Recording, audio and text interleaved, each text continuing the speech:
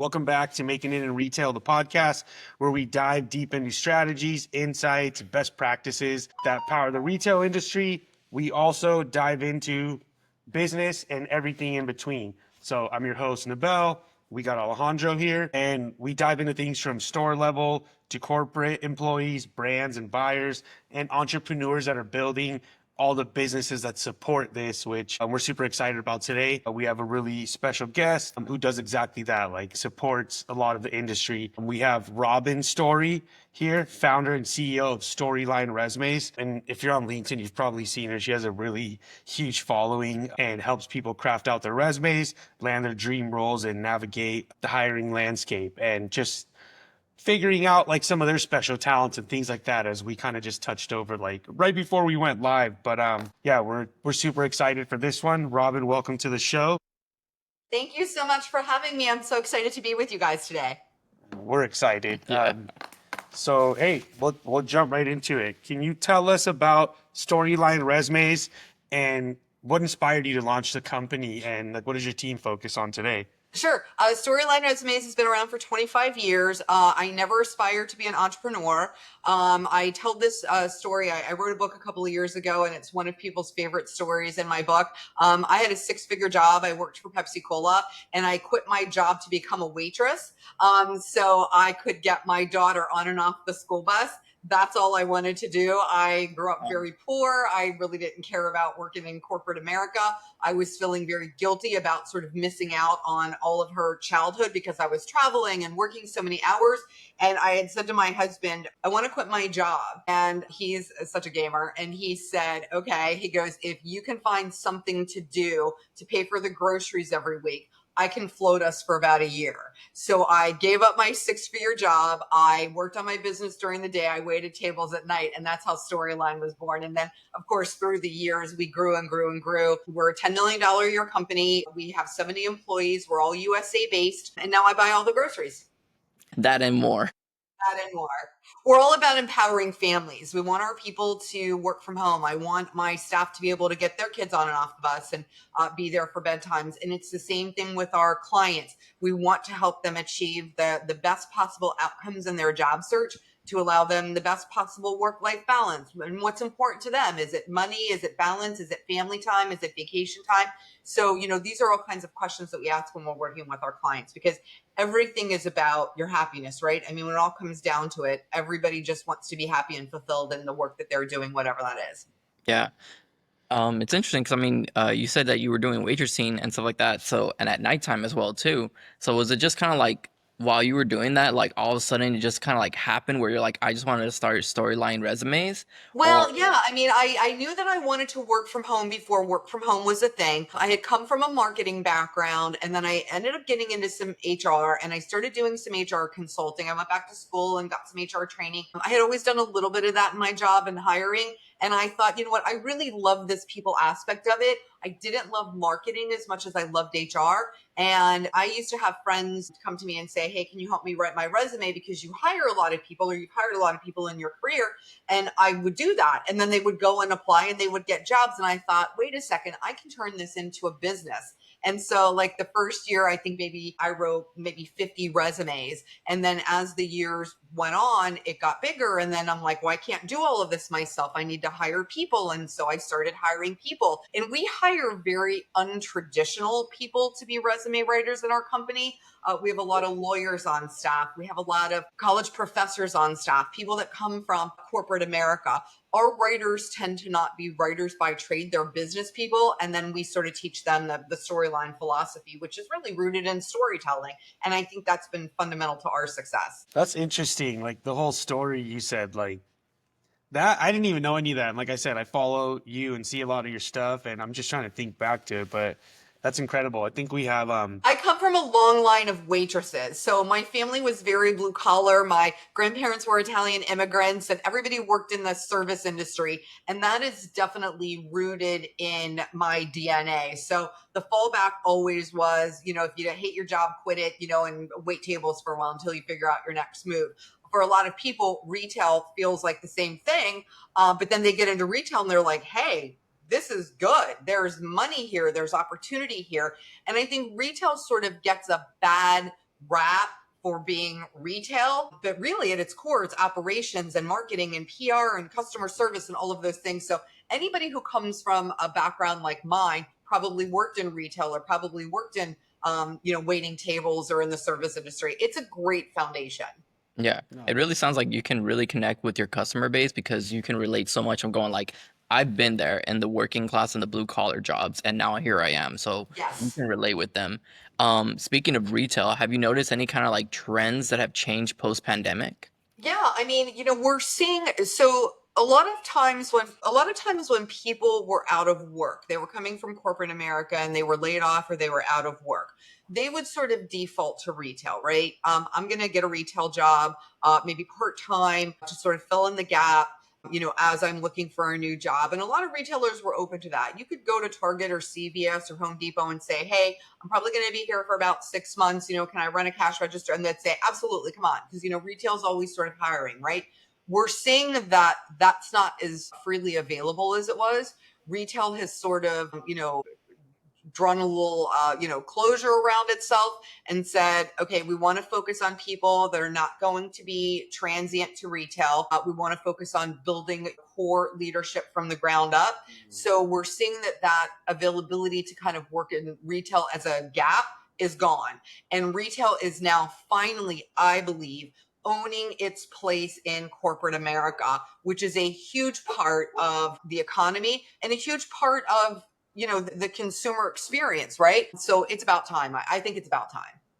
Okay. that's interesting. Yeah, long now they're different companies are building up training programs and recruiting like out of top, like kind of top talent, things like that too. So that makes Absolutely, absolutely. Because at its core, when people come to us from a retail background and say, maybe I want to get out of retail or I want to go further in retail, but retail, feels sort of disrespected in a job search because it's retail. Everybody's done retail.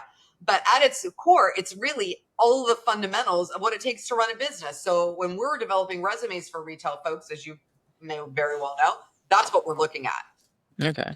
And would retail fall under? Because like the one thing I was wondering was when you were discussing all about that, I'm thinking like the Target stores and all the brick and mortar stores out there. But is that also in the like online space of like, retail online? Absolutely. I mean, retail online is really, I think it is probably bigger than the brick and mortar experience for most consumers. I mean, I can't tell you the last time I walked into, a brick and mortar store and bought a dress, but I bought two online this morning. I mean, so yeah, I mean, retail online is enormous and only going to get bigger. Yeah, because when you were talking about that, about how they're being more considerate in the sense like they don't want somebody who's just going to be here 6 months, or they're just really changing out how they value it. Um, and when you said it with cashier and stuff like that, so that's why I was just kind of like wondering, well, now that we're going into AI and more technologically advanced and stuff like that, I was like, are cashiers going to be around? How does that affect the retail hiring and stuff like that? Like so much hiring is going to be affected now because of technology.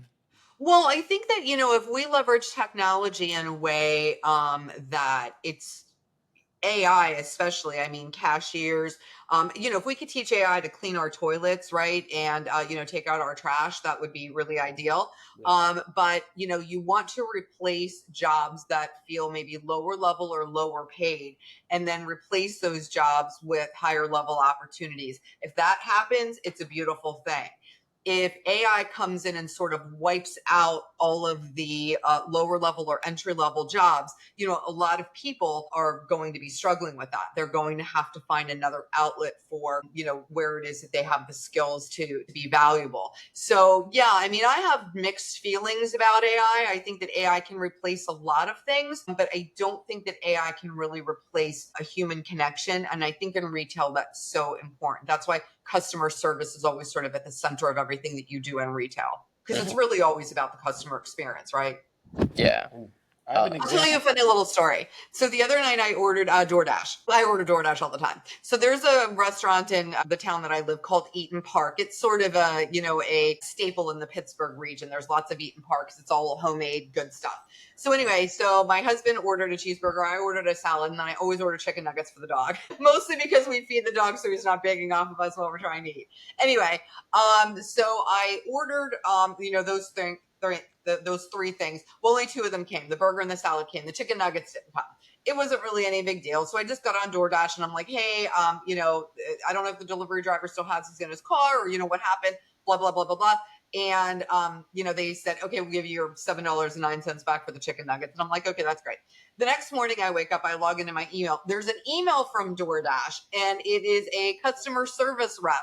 And she, and I'm a little bit ashamed of this. She looked at my account and she's like, thank you for being such a valuable customer. Cause I order DoorDash like every day. Thank you for being such a valued customer. Would like to talk with you about your experience with what happened at Eaton Park. And that to me, even though the dog didn't get the chicken nuggets and he ended up having a burger instead, that to me says this is a company that cares about my business. And I wasn't pissed that, we didn't get the chicken nuggets, right? But the idea that someone actually reached out over it, I just sent an email back and I said, it's all good. Thank you. I appreciate it. Accidents happen. But to me, like now I'll always be loyal to DoorDash. I love that. And Chewy is another brand. I'm sure you probably follow them. Phenomenal. Walmart, also phenomenal. I mean, there's a lot of organizations I think that have such an impeccable approach to customer service. And it's the thing about making you feel a little bit special in a world where everything is a transaction. Okay. Yeah, no, that personal experience. I have a different type of example, like just so everyone doesn't get worried about computers taking everything. I worked for Albertsons like when I was 16, almost till I was 30, just doing anything you could think of in a store. I think like 18, 20 years ago, they came out self-checkout. Like it seems new now, but that came out back then and everyone was worried. 3, 4, 5 years later, some stores were ripping the self-checkout and putting back some of the registers. So that's one example of like technology, or maybe it was ahead of its time, but people still wanted like that human interaction. They wanted somebody standing there, even though there's one person managing 4 things, which seems more efficient. But even then, doesn't always work Like out. my parents are 84 and 82. Oh, Okay, so they go to the grocery store, it takes them an hour and a half to get through. When they go to the checkout, they don't want to check themselves out. I mean, that would be like an ordeal. I mean, I think that retailers absolutely should have those quick checkouts. Like I love the scan and go feature from Sam's Club, but there's also a person there if I have a huge cart of groceries that I want somebody to help me get back into the cart. You know what I mean? I think it's really about options. There's not a one size fits all for customer service in retail. I see. Okay. So, like, one question that I did have that I was curious about was, since you access a global audience with your resumes, because I'm assuming that you do it for not only here for the U.S. but Yeah, other yeah, countries no, as we're well global. too. Does it change to depending on like what country you're applying to? Especially like, let's say if you're a U.S. based person who's applying to a regional job at another area, like, would you tell them like they need to work their resume differently? Well, it depends on really where the target is. Let's just do it for instance. If you're applying in Europe, any part of Europe, your resume for a European audience is going to be very similar for your resume that is an American audience. But say you are an American and you're working in the oil industry and you're applying somewhere in the Middle East, your resume is going to be completely different. It's going to have things like your marital status on it. It's going to have things like, how many kids you have. It's going to have, language skill. It just depends on who your target is. That's really the only differentiator. There used to be a big push for like CVs. So a CV is a curriculum vitae used historically like in education, higher education, in the medical field, research, blah, blah, blah.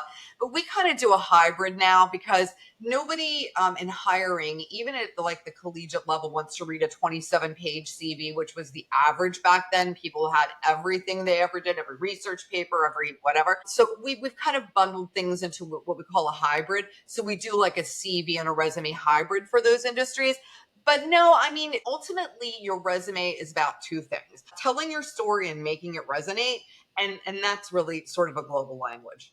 Okay, and that's interesting that you brought up CV because I noticed that every time when I used to apply to my previous jobs, it would be like upload your CV resume, and I never thought about looking up what CV stands for. Yeah. Yeah. CV, they still use that language quite frequently Europe, but it really just means resume. Okay. I have an uncle that does a lot of business in the Middle East, and he's like, send your CV, not now, 5 years ago, send your CV, and talking about it. And he's like, your resume, but he's coming in town next week. I'm gonna correct him. I'm like, That's funny. You talk to the expert. She said it's just a damn resume.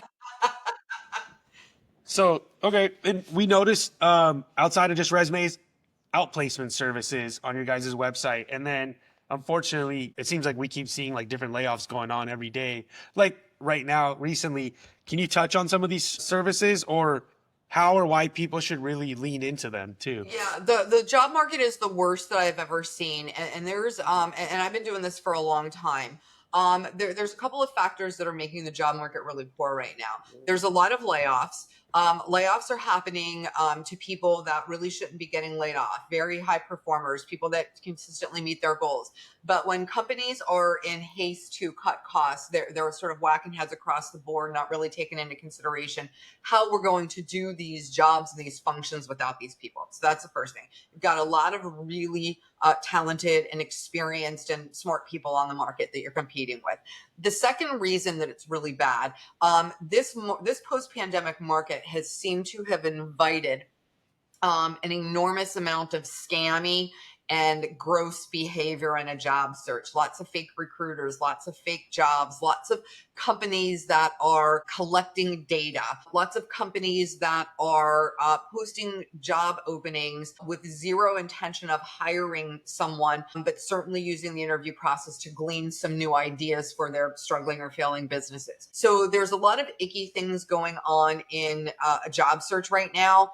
And what we've done at Storeyline, we were always resumes from the very beginning. And I never really wanted to do anything else. Finally, a few years ago, we started doing some coaching because coaching is something that I always thought, oh, coaching is bullshit. People are smart. They know what to do in an interview, blah, blah, blah. But you know what? People are smart, but sometimes they get stuck, or sometimes they're, always the bridesmaid, never the bride. Maybe they've gone on 10 interviews and they're always a second runner up. So we ended up bringing on some coaches that are brilliant to help people get across the finish line. So I'm like, okay, so now, we're all for coaching services. And as the market shifted, we began offering different things as well. So say you're an executive, you've been in the same job for 25 years. You've never filled in an application. You don't know anything about applicant tracking systems. You haven't applied for a job, interviewed, negotiated a salary for a long time, and you're stuck. You don't even know where to begin. We've got a package for that. So we offer something called an executive searchlight and also a professional searchlight. It's different levels of what is called our searchlight program. And that includes everything from resume redevelopment, LinkedIn profile development, anything that you would need for a cover letter or a bio. Then it is unlimited coaching for you as you evolve through this process. And then we use something called an executive roundtable where a lot of people get together and exchange ideas. And then we also incorporate what is called our resume direct service, which is where we're distributing your resume. We have assembled, it's a year in the making. We have 100,000 recruiters basically on speed dial in the US. So we've created and partnered with an organization to execute this resume direct product where now your resume is getting into the hands of recruiters who are actually recruiting for jobs that aren't posted anywhere. So all of those things together are giving people a real advantage in a market that is flooded with a lot of candidates and a lot of crap. So, that's what we do here. So we really expanded our offerings to kind of take everything a step further. Yeah. That was a lot right there. That's Yeah. I think coaching is getting it's more popular, or like I start seeing a lot more coaching now, even especially like what you said, higher level people. Like they're the ones I see a lot of people I follow on LinkedIn that seem like they're doing really well. And they're like, I do a lot of coaching, and then they become coaches too, but they're like, I'm paying, there's one guy, Chad Willardson, I follow, and he's like, I do like a $250,000 coaching thing that he goes to, and then he has a program, and he's like, "You're getting like what I'm paying $250,000." But Chad isn't sleazy. Like if you see his Right. profile, There's a lot of sleaziness out there. So you have to be careful and, make sure you're talking to a human and they sound like they know what they're talking about. That's the first and foremost thing. Anytime you're picking a resume service or you're picking a coaching service or some of the placement, opportunities that we offer as well. Everybody needs to have their shit together. I mean, it's a lot of money. Job seekers aren't always in the best financial position, especially if they are sort of unprepared for a layoff or maybe they don't have an executive background. So you want to make sure that you're talking to people that know what they're talking about. And you're going to get that as soon as they offer to talk with you on the phone. People are conducting business by email. That creeps me out, or if they just want you to go to their website and order. We have a whole team. Like if you call my office right now, somebody's going to answer the phone. Okay. Because that was one thing I was wondering was like, with everything that you were telling us, like it did seem like it was like quite a lot that I was like, oh my God, like you guys offer so much that I was wondering what's the best way for one of our viewers to be like keeping up to date on what you're offering? Is it going to like following you on LinkedIn, or is it to Follow every me on go to your LinkedIn. website? You can go to the website. Our phone number is posted on LinkedIn. Our phone number is on our website. You can text it or you can call it. We've got a staff of 70 here and growing. So there's always somebody here to answer the phone. If not, they're on the phone, they'll call you back. So, we've got a whole crew of people that can help you through, Okay. and then a whole customer service team. So if we work with a client and 3 months later they come back and they say, hey, I'm struggling to get across the finish line, we're going to get on the phone with you. We're going to give you some tips. We're going to send you an email and give you some tips. If you need some coaching, we're going to hook you up with a coach. So we're sort of a resource that people come back to over and over. I have clients that we have done their resumes 7, 8, 12 times through the course of their careers. I go back and talk about like the first people that we really worked with from an executive level. It was back in 2007 when the housing market burst. You guys are probably too young to even remember that. The shit hit the fan. The subprime Yeah. mortgages were going out of business. And we worked with a company that had 600 locations in the US. And they called me, and I was, back in 2007, we were only 7 years in. Maybe there were like maybe 6 or 7 people that worked here. And I got a phone call from one of their regional VPs, and he said, I need 84 resume packages created for 84 regional managers and above that are losing their jobs.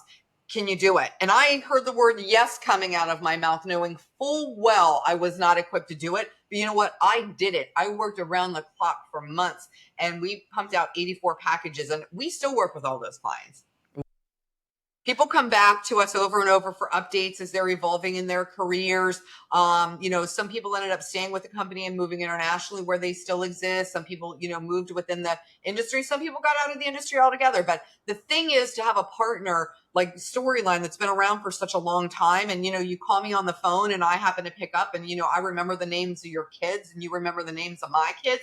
That means something to people. Yeah, definitely. So Go ahead. the outplacement services, are those meant for an individual who needs it or for like a corporation? We do both. So we do placement assistance. So no one can find you a job, right? We give you all the tools you need to find a job. That's on the consumer side. And then we offer outplacement services. It's a whole package program for companies. So say you're a company and you're laying off 300 people and you need to provide those 300 people with some assistance. So we offer packages that include resume, LinkedIn, all the basics for a job search, and then coaching as well. So, you would find those at like Korn Ferry or, LHH.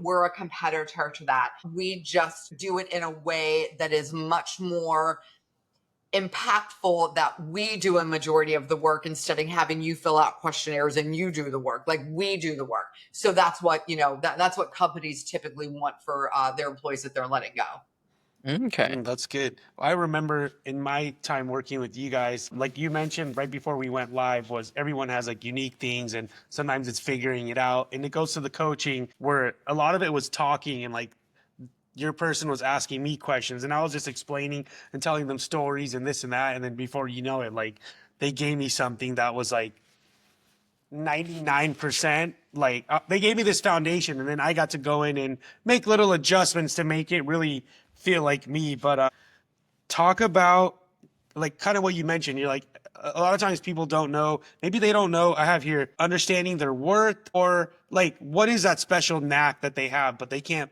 So I'll give you a funny story. I was working years ago with a young pharmaceutical rep out of New York City.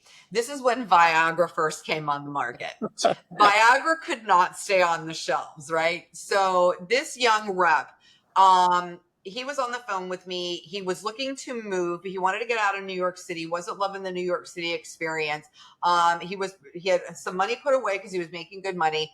And I said to him, what have you sold in real revenue dollars in Viagra prescriptions? And he was like, I think it maybe is around $3 million. And I said, okay, let's figure it out. Pharmaceutical companies used to share revenue with their reps. They don't do that anymore. And they stopped doing that a long time ago. So I get out my calculator and I say, okay, how many doctors are you calling on? And he told me. And then I said, okay, when that doctor writes a script, how many scripts is he writing a month? And then he did that. Month after month after month. Is it typically the same? Yes. And then, okay, if I'm a dude and I'm taking Viagra and I'm getting that prescription refilled, how many times am I getting it refilled? Is it 6 months, 8 months, 12 months, whatever? And he told me. Once we went in and we started, and I said, okay, what's the retail value? What do you pay for? Not with insurance, what's the retail value? What do you pay for Viagra? So it was $24 million. He sold $24 million in Viagra the year before.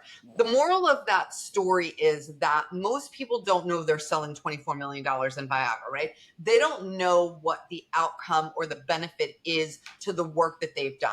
So when you get on the phone with us and we're interviewing you, I always say, don't give me girl answers. So when I ask you, what are you an expert in or whatever, and you say, I'm really nice and, I'm really organized. I say, don't give me girl answers. Tell me something meaningful. What sets you apart? Let's figure it out. We might have our calculator out. We might dig deeper. We might say, when you think about the work that you did here, what are you most proud of? How are you being measured? What are the KPIs? Is there anything actionable that we can use on your resume that shows I saved the company money, make the company money? People love money. They love to see money in resumes. So when you're digging and digging and digging and digging and digging in that way, what now used to be, I'm organized and a team player, now becomes I saved the company $1.7 million by renegotiating their supplier agreements with their 3 top suppliers for yada, yada, yada. That's the difference between how you write your resume and how we write your resume, right? So it's getting into the things that are meaningful. And sometimes that experience can be painful. Most of the time, it's a real eye opener because most of us are not sitting around thinking about, wow, how valuable am I? And you know what? We're all pretty friggin' valuable. Yeah, I mean, that's a great way that you brought that up because there's one designer that I follow because I come from a design background. His name is Chris Do, and he brings that up a lot where he's like, he'll deal with clients where they just expect just low, like if you were to do a logo, it's like, why are you charging me $5,000 or $10,000? And he explains to them, just goes like, well, if you're a retail business and you're bringing in this much value per year, like my logo is probably worth having a really good design, all my effort being put into it, the time and my expertise. So my logo is worth $10,000 because that I come from a strong design background and I know you're going to be making a couple $100 million or something like that. So $10,000 invested in your good That's logo. nothing, right? And Yeah. when that logo becomes recognizable, and anytime it appears somewhere online, on your phone, on a billboard or whatever, and you're recognizing that company, you can't put a dollar value on that. That's huge. Yeah. And it's like some companies, they try to just go like, well, I just want to pay $1,000 or even less or something like that for a logo. And it's like, boom, it starts booming out of nowhere. I mean, and granted, it may not happen with every company out there, but that's where you got to figure out your worth and understanding your client's worth as well, too, to be like, okay, uh, like you said, no girl answers here. Like, let's not bullshit each other. We know like where our worths are. I know you're a couple $100 million company, so don't try to BS me that you could lowball me and stuff like that. Right. Like, let's put in Right. the work. It's like the old saying, whenever something breaks down in a factory, right? And you bring a repairman in and that a piece of machinery or that equipment is down and it's costing you hundreds of thousands of dollars a day in lost production. And, the guy comes in and fixes it by, tightening a screw and flipping a switch.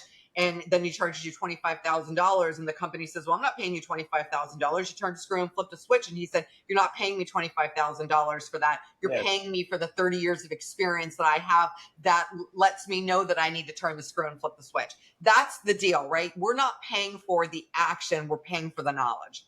Yeah. 100%.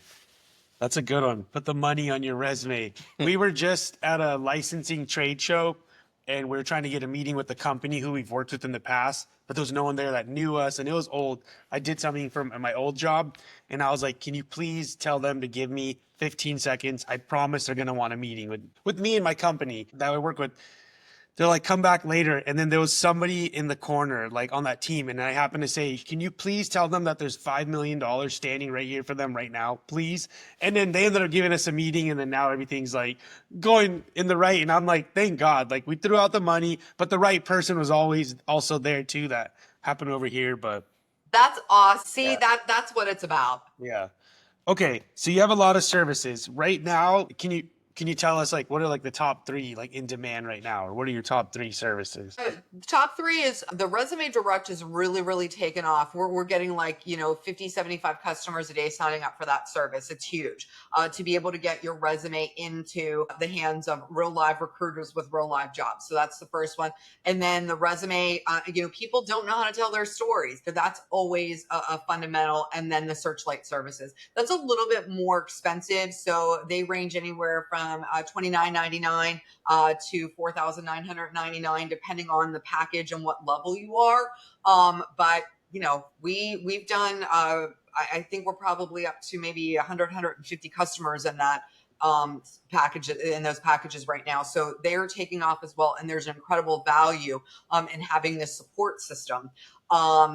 Resumes are easy. It's a one-time and done, right? You pay a fee, you get a resume, you go on your merry way. But our executive Searchlight services, they go on forever. They can go on for 6 weeks. They can go on for 6 months. We're committed to you until you get a job. So, it's a much bigger investment.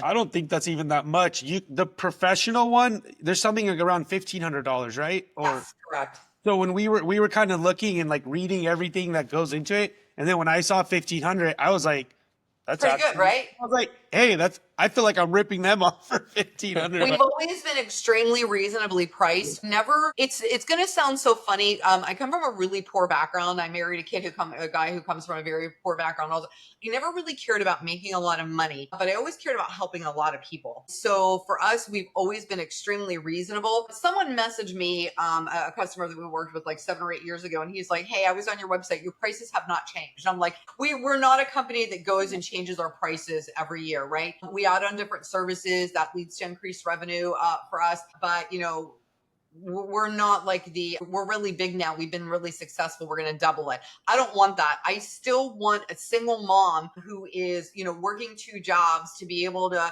invest, $500 into a resume package that's going to get her to a place where she can make a better life for our kids. That is much more important to me than charging $1,000 for a resume package for someone who should be paying $500 for one.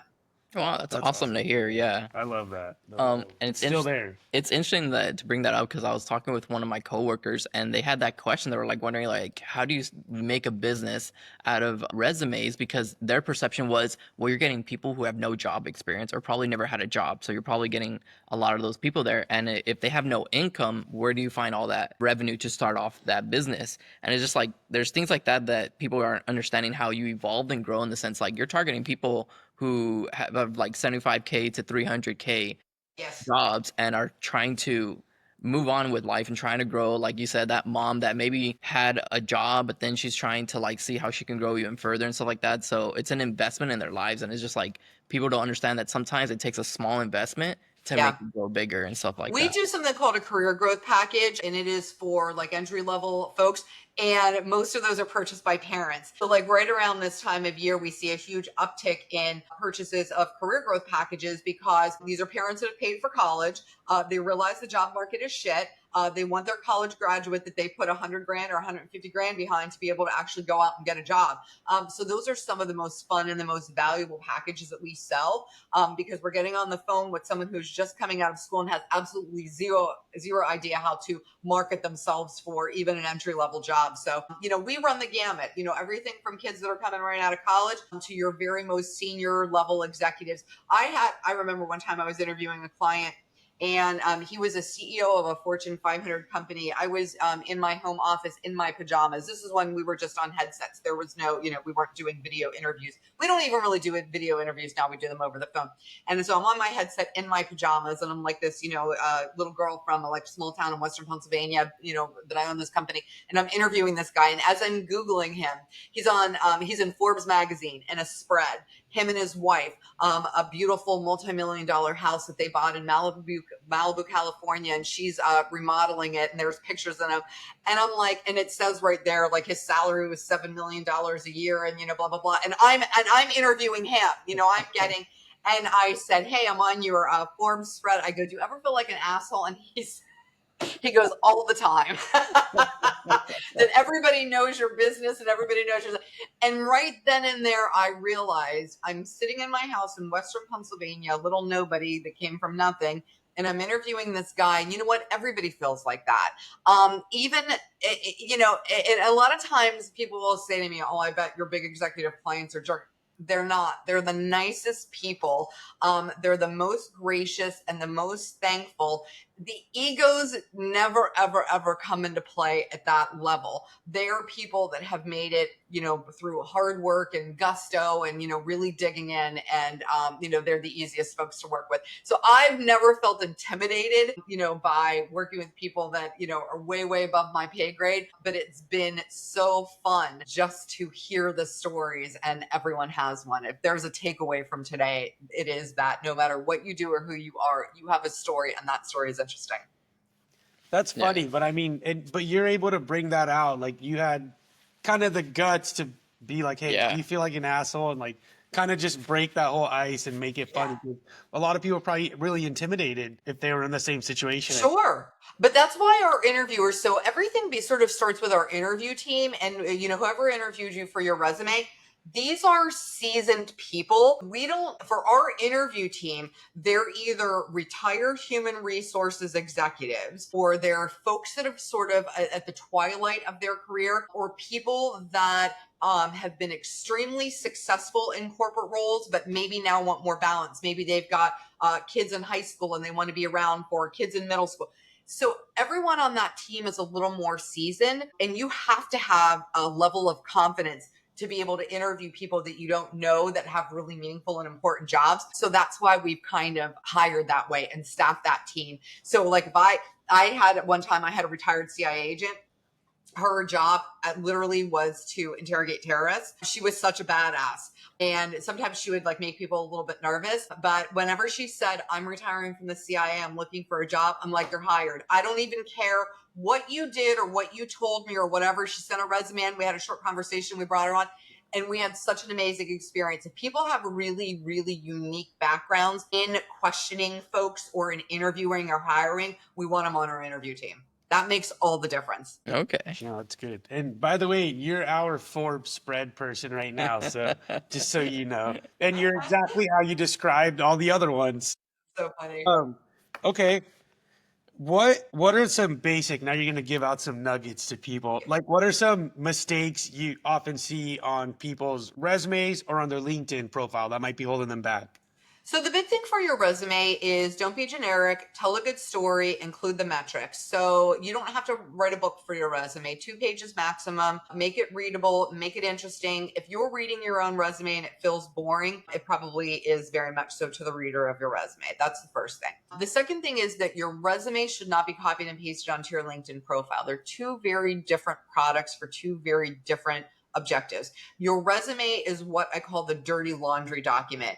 If you worked for a company and you got there and it was a shit show and you led turnaround strategies, if half of your staff got fired and you had to rebuild a team, you can say that on your resume because it's going to a very targeted audience. But if you go on a public platform on LinkedIn and you basically say this employer, it was a shit show and they were hot mess, your previous employer is not going to appreciate that. So you want to know who your audience is and realize that LinkedIn is public, your resume is private. So it should tell 2 similar stories, but with a little bit of different kind of content. On LinkedIn, you want to be very approachable. LinkedIn is what I call a sunshine and rainbows platform. Everything should be very positive. Everything should be very engaging. It should all be written in first person. Resumes are a little bit different. It's where you can get kind of to the nitty gritty of really the fundamentals of what you do to influence and impact change. So that's the first one. And then the second thing is like all the boring stuff, you know, don't put your home address on your resume, put your city and state, you know, make sure your contact information is right. I can't tell you how many times people have the wrong phone number on their resume. You know, if you have an email address and it's AOL or Hotmail or whatever, that's fine. But if your email address is, you know, butt crack beer, you know, change that. You want to have, you can't imagine what we say. Have a professional email address with your, you know, your full name in it. Things like education goes at the bottom, not at the top. References available on request. Nothing screams I'm outdated from the 1980s like that. I mean, just really simple things. You know, just make sure that resume tells a good story. You should have 2 different versions of your resume. One, what we call your presentation resume, which is like the really pretty one. It might have some color, it might have a chart or a graph or some call outs or whatever. That's going to be what you're handing to people or emailing to people. And then you need an ATS version, which is what I call the ugly version. It's just characters only, right? Text only. It's what you're submitting online through these systems, so your information can be parsed, and then your viability as a candidate can be scored. That's, those are some of the fundamentals and the basics to know. By the way, although when I was in the job market, within 2 minutes, the company I worked for reached out because I'd already kind of done some business with them. The owner was just like, "Hey, you ready to come on board now?" Well, Great. I didn't take it in that moment. I was like, "This was 2 minutes ago. Give me a second." And I put my resume to work, and it got through the ATS system at some like pretty significant companies. And then in the end, when I stepped back and stopped being a chicken, I decided to come over here. But anyway, Good for you. it worked. It broke through the ATS system because Yeah. I've also gone through the process. Like we see it on LinkedIn. People are like, I applied for 250 jobs and they're doing the easy apply and upload the resume and nothing happens. And then I went through Story. It was a little more of a targeted approach. Like this is Yeah. exactly where to go. And the success rate was a lot higher. Yeah, that's really important. I have to turn my air on because I'm going to combust. It is so important to have a resume that speaks to your target and not necessarily that speaks to everything that you've ever done. People want to be sort of a Jack or Jane of all trades on your resume. But if you are, okay, so you're in retail and you're currently a store manager, but you want to be a regional manager, you should be speaking to why it is you're qualified to be a regional manager. That's the easiest way that I can say it. When you kind of do the word vomit on your resume and you're throwing it all out there and see what sticks, nothing sticks. Recruiter ranks have been decimated. Lots of recruiters have been laid off. Companies are relying heavily on AI tools to vet and evaluate candidates. So you want to make sure that you're making it super easy for people to see whether it's systems saying it or a person saying it. Why does it you're qualified to do the job that you want? That's the biggest takeaway. Why am I qualified to do the job that I want? Yeah, because when I was hearing you say that, like one of the things that I recalled was like with my father talking to me about how he worked for with his company, and one of the things that they get is they get hundreds of resumes, and one thing that I heard when going out of college was like you're just gonna go through a computer first. That's just basically gonna rule out all these other people because he would have to hire, and obviously he wouldn't have all the time to go through hundreds of resumes. That was one of the things that like scared me when I was like first. That's insane, right? 100. I read an article in the New York Times this morning about a recruiter who posted a job on LinkedIn for a position that her company was hiring for. In the first day on LinkedIn, they got 200 applications. By the second day, they got 400.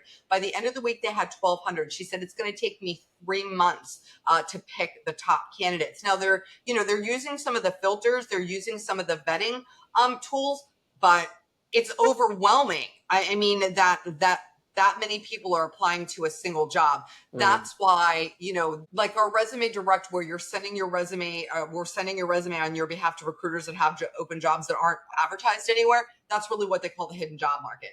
I used to think the hidden job market was bullshit. I always thought it was a term that somebody was using to try to sell you something. It literally is hidden. It's hidden because these jobs aren't advertised anywhere because of that. Recruiters don't want to look at 1,200 resumes. They don't want to vet 1,200 candidates, right? They don't want to vet 50 of them. They want, people to come to them. They want to use their network. They want to use their contacts. They want to poach candidates that they see on LinkedIn and other places. That makes their job a lot easier. If you're a recruiter and you have 10 requisitions to fill, that's 12,000 applicants. It's impossible. Okay. And it's interesting that you bring that up with the recruiters because one thing I've also heard about job applications are being advertised. Some people currently feel that today some companies are posting jobs that don't actually exist. And in Yes. your expertise, like how true would you say that is and stuff like that? Yeah, I see that quite a bit. I mean, there was a pretty in-depth report done by the Washington Post last year where they sort of interviewed recruiters under the cover of darkness, and recruiters admitted, yeah, our company has us post fake jobs. And what is the purpose of that? Well, a couple of things. It's optics. So if you are a consumer and you go to our website and you see we're hiring for 200 positions, you're thinking, wow, that company is in pretty good shape. They're hiring for 200 positions. If you're a stakeholder or a shareholder, you look really damn busy, right?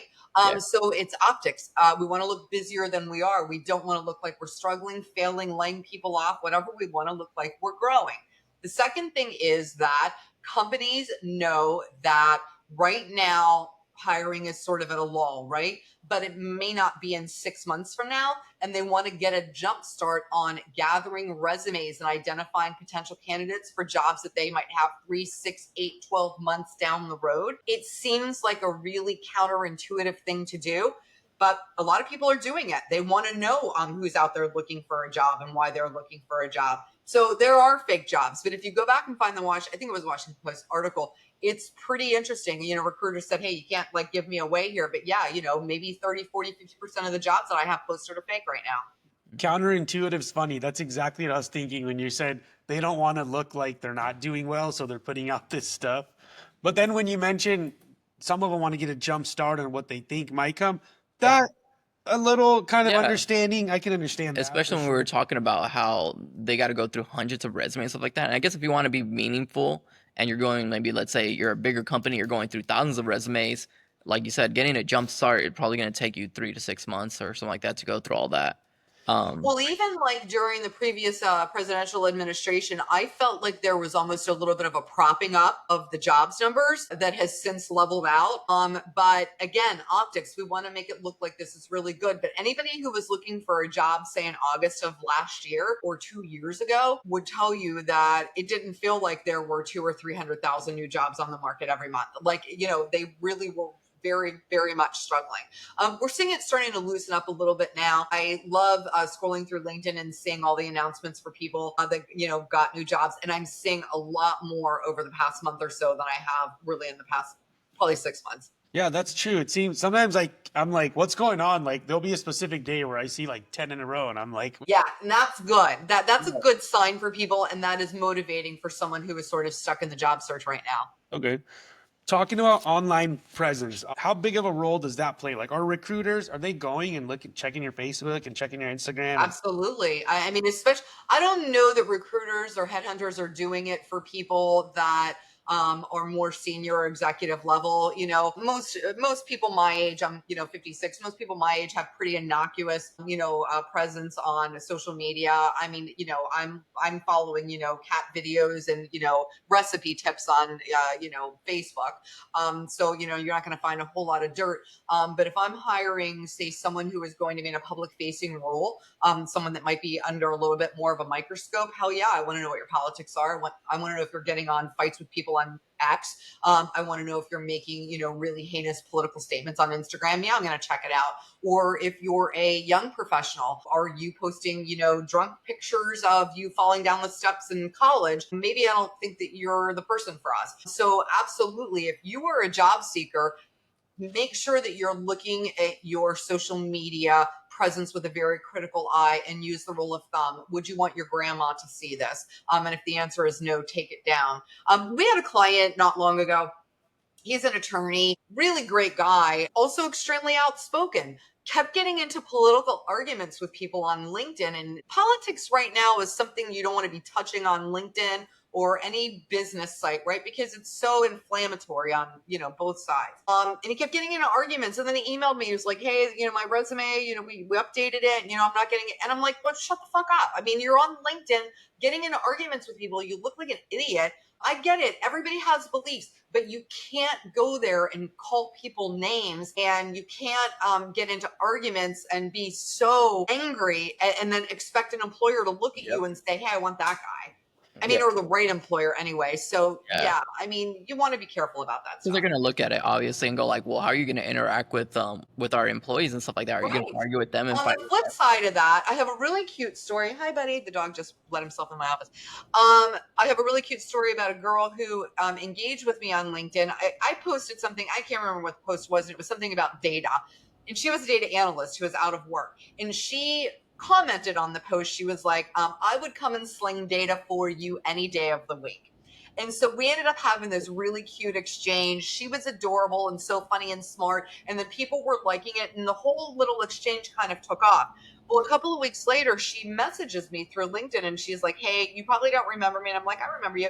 She said, I got a job. She said, somebody saw that. And it was a company that was hiring for a data analyst and they loved our exchange. And they called me. I interviewed with them, like a short interview, the next day, and then like a week later, and I'm already on. And I'm like, I'm so happy for you. That is great. Blah blah blah. So then a couple of days later, the guy that hired her messaged me on LinkedIn, and he's like, hey, he introduced himself. He's like, we're the company that hired so-and-so because we saw your exchange on LinkedIn. And he goes, and I told my team, do it fast, because if we drag this girl through the mud, Robynn's going to go online and talk shit about us. So it was so cute. It was like a full circle. And that's how things happen. So when you're on LinkedIn and you're engaging, you can be funny, you can be respectful. Yes, you can get into a little bit of an argument or a debate as long as it's respectful. But once you start name call, it takes a whole different turn and people don't want to touch a 10-foot pole. So be engaging on LinkedIn. It's a really, really great place to get exposure for you if you're in a job search. Yeah. LinkedIn's unreal right now.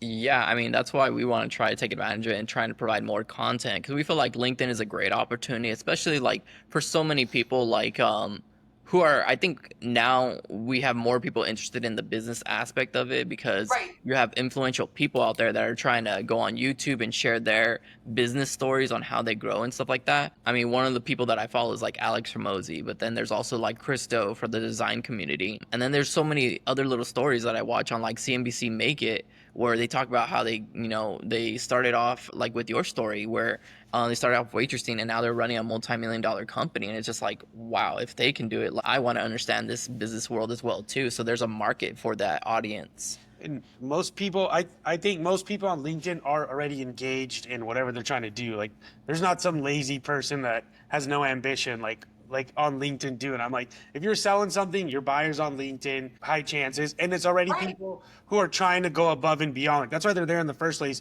or else they'd be on X or whatever else. But it's a good. Right. I think social media is so important to a business.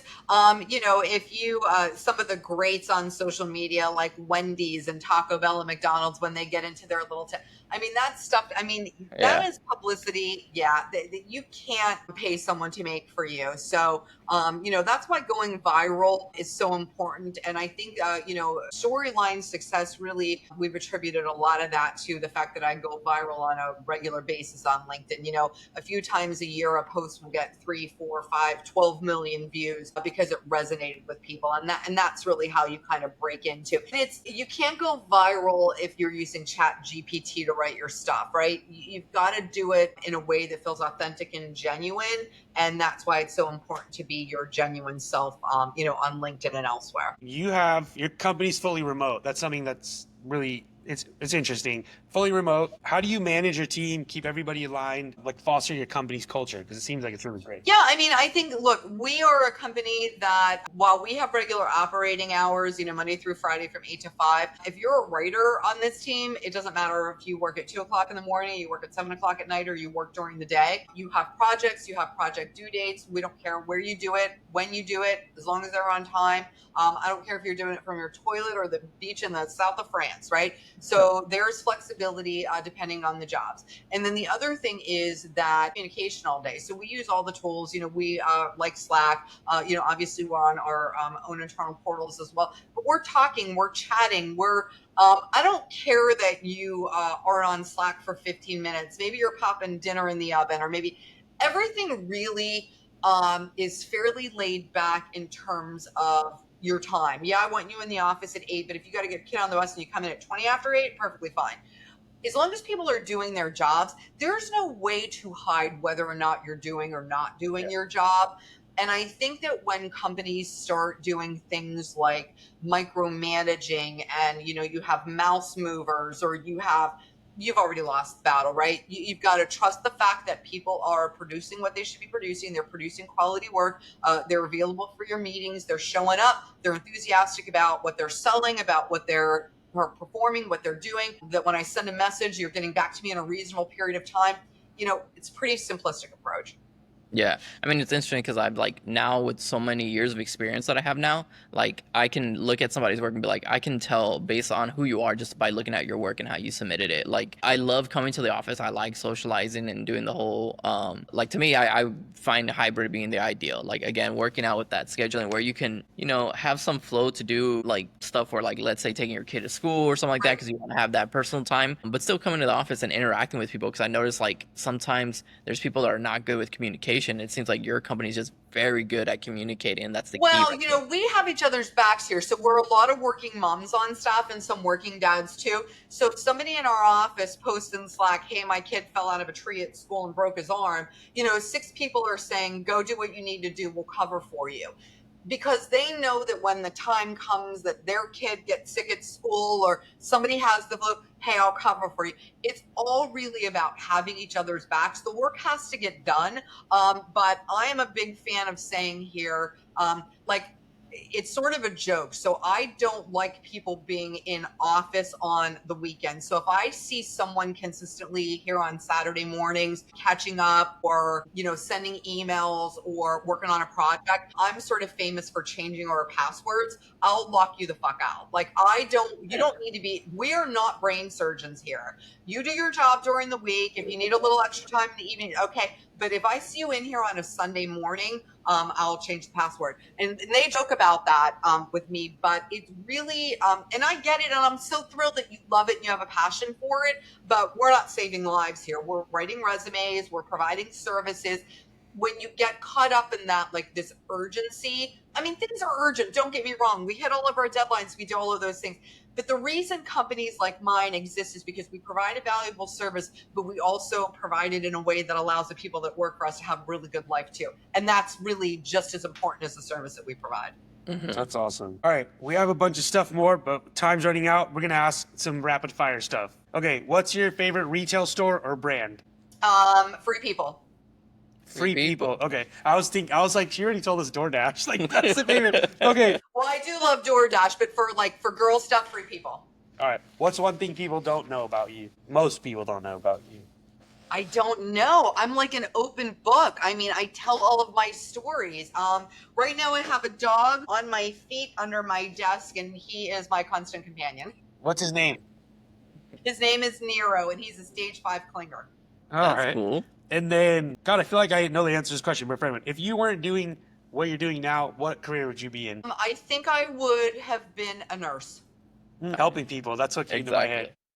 Yeah, I love that. I wanted to be a doctor when I was a kid, but then I failed 10th grade biology, and that was the end of that. Well, our time's up. Now I learned something. We're going to stop everything at 7:45 so we don't make 15 minutes earlier so we don't make our people rush into their next meeting. No, you're good. My next meeting is at noon. I just have to run out and pick up a couple of things before I go and meet with them. Okay. Well, thank you so much. I mean, I feel like it's like you're another one of our guests that we've had that we're like, man, we wish we could have more time and hopefully maybe have you again in a future episode, because you provide so much insight that like people just could really benefit from. I mean, I really appreciate that. I would be glad to come back. Check out, hook up with Grace in the fall, and maybe we'll get to something scheduled for the fall or the winter. That'd be great. If you're looking to make your next big move, brush up your resume. Like even if you get your resume brushed up, it's kind of like a confidence thing. Like you know it's there. So you got to follow Robynn and check out Storeyline Resumes. And you kept saying storytelling. Obviously, it's part of your name. But something I read yesterday on LinkedIn, there was like a fact, and it said emotions trump data like 100% of the time. And it just keeps bringing me back to everything you're talking about, telling a story in your resume. But It's true. You're right. You're right. Hey guys, thank you so much. It was such a pleasure to see you both. All right. Thank you.